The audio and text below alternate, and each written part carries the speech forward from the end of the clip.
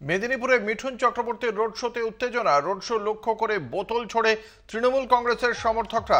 দুপক্ষের মধ্যে শুরু হয় বচসা। আজ মিঠুন চক্রবর্তী তিনি মেদিনীপুর কেন্দ্রে বিজেপি প্রার্থী অগ্নিমিত্রা পালের হয়ে নির্বাচনী প্রচারে এসেছিলেন। যখন রোড শোতে তিনি যখন যাচ্ছেন সেই সময় তার সেই রোড শো লক্ষ্য করে বোতল ছুঁড়ে মারা হয় এবং সেই বোতল ছড়ে তৃণমূল কংগ্রেসের সমর্থকরা, যে ঘটনাকে কেন্দ্র করে উত্তেজনা ছড়ায়। বিজেপির পক্ষ থেকেও পাল্টা জলের বোতল ছুঁড়ে মারা হয়। আমাদের সঙ্গে রয়েছেন আমাদের প্রতিনিধি সঞ্জীব দাস। সঞ্জীব, ঠিক কি ঘটেছিল সেই সময়, কি থেকে উত্তেজনা, এই মুহূর্তে পরিস্থিতি কি জানাও দর্শকদের।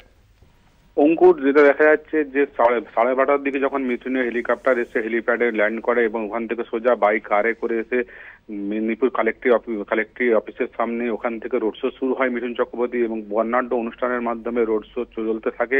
প্রথমে road show Medinipur ring road পরিক্রমা করবে এরকমই পরিকল্পনা ছিল।